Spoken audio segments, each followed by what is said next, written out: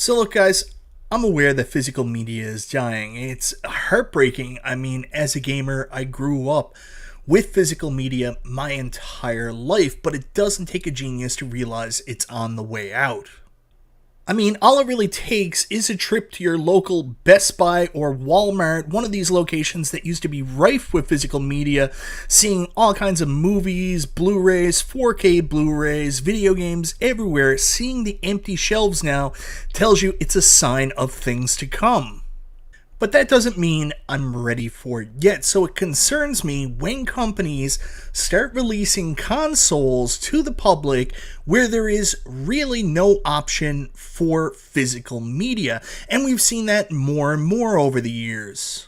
This generation of consoles has really ushered in that phase, with Xbox coming out of the gate with, of course, the Xbox Series X, which did have a disk drive, but then they also released a less powerful, more economically friendly Series S. But they followed up the Series S with now an Xbox Series X that's all digital. Not to be outdone, of course, PlayStation also released a version of the PlayStation 5 that was discless for a reduced price, but yesterday we got our first look at the PlayStation 5 Pro, and there's only one option, and that is a discless console, coming in at $699, which truly hastens the age of digital media. Now, I'm going to be honest with you guys. Me personally, I'm not ready for that yet because I'm very much still a physical media fiend. I'm one of those guys that are still clinging to my DVDs, to my physical games, to all that stuff, and I want an outlet to play it on. Now with this console generation, despite there being cheaper options that came without a disc, I decided to continue going with a disc-based console for both Xbox and PlayStation. Mainly because I want to continue buying physical games, because if I am done with my game, I want the option to be either able to trade it in or sell it to somebody and get some of my money back. I understand that physical games are physical games in name only at this point, because essentially they're a download disc or activation key that the game still downloads anyways. It's still really digital media on your console. However, you do need the disc in order to verify your purchase. But that doesn't change the fact that when I'm done with the game, I can still sell it or trade it in, still get some value from it. And right now, my PlayStation 5 is my preferred piece of hardware that I use to play my games, whether it be PlayStation 5, PlayStation 4, and it's also the system I use to play all my physical media, whether it be DVD, Blu-ray, 4K Blu-ray, everything gets used through my current PlayStation 5 on my TV. But yesterday we got a presentation from Sony that we all knew going into it would announce the updated mid-life cycle upgrade PlayStation 5 Pro. A lot of us were assuming automatically that this would mean a jump to 8K, brand new features, all kinds of crazy things, kind of like what the PlayStation 4 Pro did for last console generation's midterm upgrade. Same thing we got with the Xbox One X, but we didn't really get that. In the technical demo, they explained that really this was just kind of the jump, just kind of an upgrade. Sure, the product was going to be a lot more powerful, but not to the extent that the jump from the PlayStation 4 to the PlayStation 4 Pro was. Instead, it was just going to focus on refining graphics and gameplay. So there were three main keys to yesterday's presentation and areas that PlayStation wanted to focus on for the new PlayStation 5 Pro in improving the gameplay experience for PlayStation 5 owners. They indicated that one of the big problems with the PlayStation 5 was that people were choosing, I think it was like 70-80% of players were choosing to go with fidelity mode over high graphics. So basically people were choosing higher frame rate, 60 frames per second, over the basically graphic abilities that the PlayStation 5 had. So what PlayStation were looking to do with this system was to get both the graphics and limits hardware getting the most beautiful picture also running at the highest frame rate. They looked at this through 3 areas.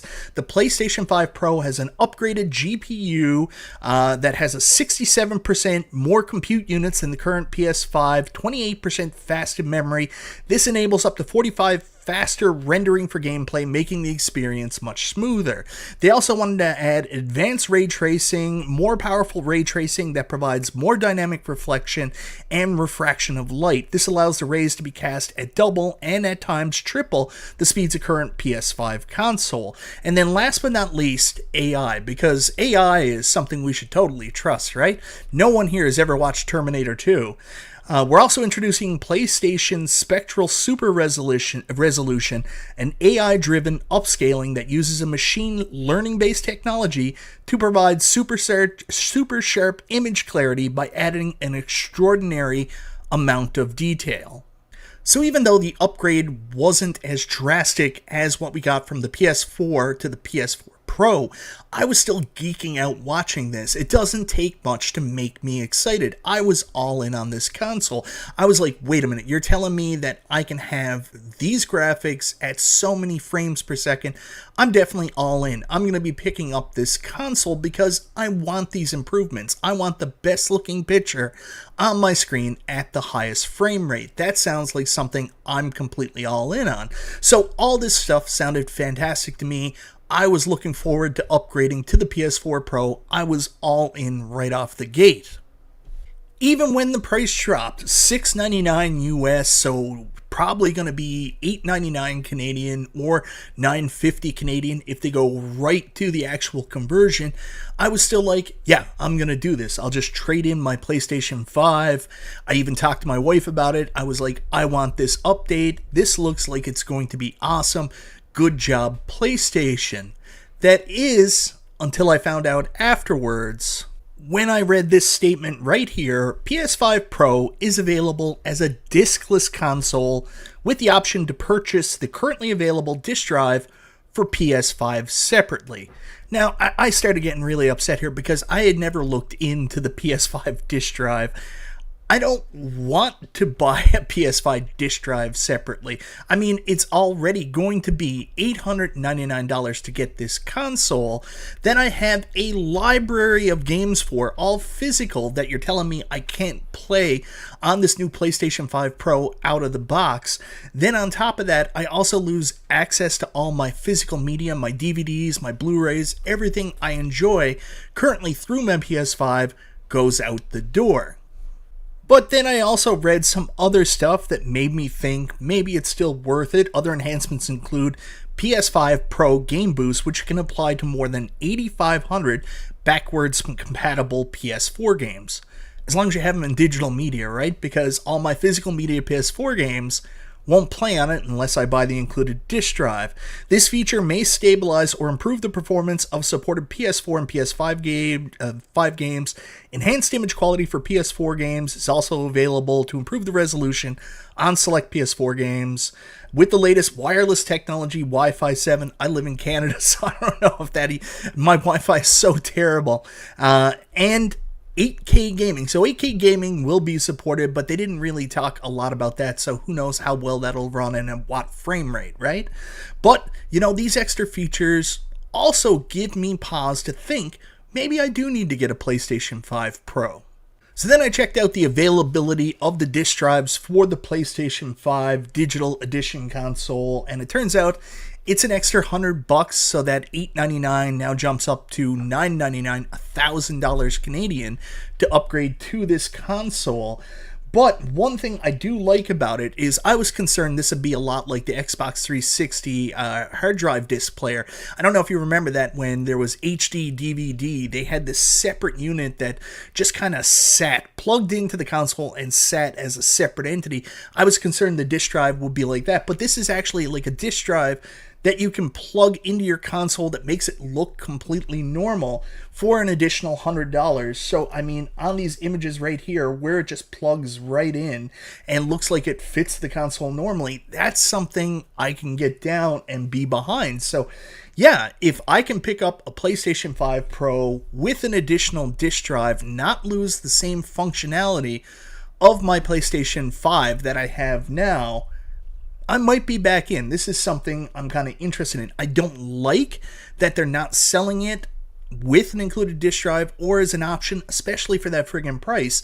But at least we can add something that's not hideous. That's not something that makes the console look horrible. It actually looks pretty normal, plugs in normally. So yeah, the fact that there's an option we can still have a disk drive makes me very happy. But again, I do think this is a sign of times to come with the pushing of digital media from these companies, whether it be Xbox, PlayStation. I think the focus right now is on pushing digital media to you. And of course, why would these companies do it? Because it's economically more favorable to them. There's costs associated with building physical discs, putting them out in the store, paying retailers to make sure they got the right shelf space. And then there's also concessions that have to be made, because when a retailer has the physical game out for a number of months, they're looking to make new shelf space, and a lot of times they put those games down on sale or clearance them, really without the company, the publisher, or even Sony or Xbox even knowing, just to try to get them out the door. But with digital media, they control when the games go on sale and if they ever go on sale. Here's a perfect example. This is WWE 2K23. Not this year's game, but last year's wrestling game. It's been out over a year. We all know with these wrestling titles and sports titles that pretty much around the middle of the year, they go on sale for about half price. At least they used to in the world of physical media. You would always see these marked down around Boxing Day, and then after that you could always get them cheaper. But digitally, they're still trying to hawk on the PlayStation Store last year's game for full price. And this is the PlayStation 4 version, mind you. $80 Canadian, full price for a game that came out a year and a half ago. And that's the future if we stick to digital. But then, of course, there's also the upcoming trend of not even buying digital games, but subscription services, kind of like Netflix and Disney+. Xbox has Game Pass, which actually is pretty good because they have their top tier releases that launch day on Xbox Game Pass. To me, it's worth it to do Game Pass because enough cool games get there. And when a brand new game releases, like Forza Horizon 5, Forza 7, anything. Just recently I played through Hellblade 2. I can't remember the name of it. Suna's, I can't remember, but I played that launch day thanks to being on Game Pass. PlayStation has their own online subscription service called PlayStation Plus, and I've always been hesitant to pick it up because I just don't see the value. I've been a long time PlayStation fan, so I would probably buy it for their classics library, but realistically, if you take a look at their classics library, I mean, it's very sparse. You've got a couple PlayStation 2 games, they've got some PlayStation 3 games in there, but there's not a lot of value here. Not a lot of the big PlayStation 2 games. There's a launch game, Summoner, but if you take a look at this, I mean, we got some Jet Moto 2. It's very wanting. The PlayStation Plus Classics catalog leaves a lot to be desired. What about brand new games, top tier PlayStation games? Let's try God of War, because we're going to play God of War Ragnarok, right? Oh, get out of the Classics catalog, God of War Ragnarok isn't even there, despite the fact the game came out over a year ago. The only game you can play is the PlayStation 4 version of God of War. Still an excellent game, but if you're going to be doing a subscription service and you expect people to play it, they're kind of gonna want something a little bit more current. So anyways, guys, that's just my thoughts on yesterday's reveal of the PlayStation 5 Pro. Watching the technical presentation, I was excited for all the advancements they were talking about, looking forward to seeing truly 4K gaming like a PC with the right graphics card would provide to you.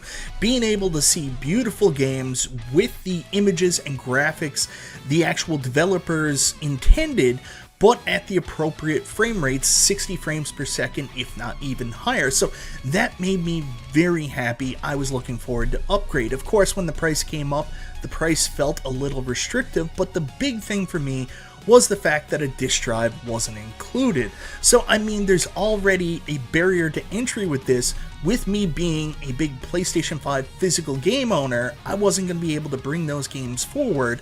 Luckily, I did find out there was an available disk drive I could buy. At first, I was hesitant about that, of course, because it adds another $100 to the purchase.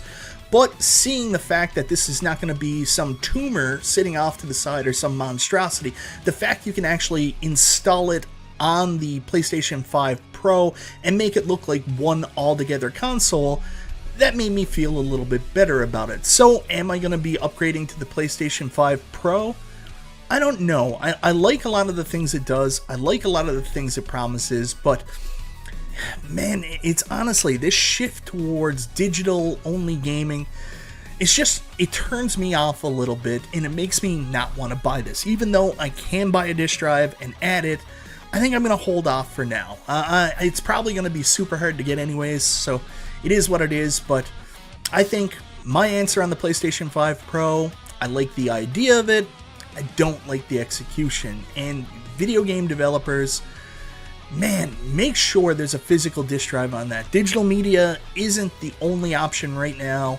Make sure you still offer those to people. Don't forget how many people literally didn't buy consoles because they didn't have a disk drive to play DVDs. I don't need to remind you why the Dreamcast failed and the GameCube failed compared to the PlayStation 2.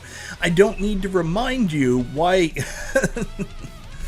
other consoles failed for the exact same reasons. So I'll just leave it there. Anyways, guys, let me know in the comments down below, what do you think of the PlayStation 5 Pro reveal? Is this something you're going to be upgrading to? Does it do enough to justify that high price point? And what do you think about the option that it's a discless console and you have to buy a separate disk drive in order to use your disc games and backwards compatible PS4 games? Because that's another thing for me. I sold my PlayStation 4 Pro. If I don't have a PlayStation 5 with a disk drive, I now no longer have access to my PlayStation 4 games. So another strike in the wrong direction. Anyways, guys, thank you so very much for watching. This is Michael B. the Game Genie. I'll talk to you next time.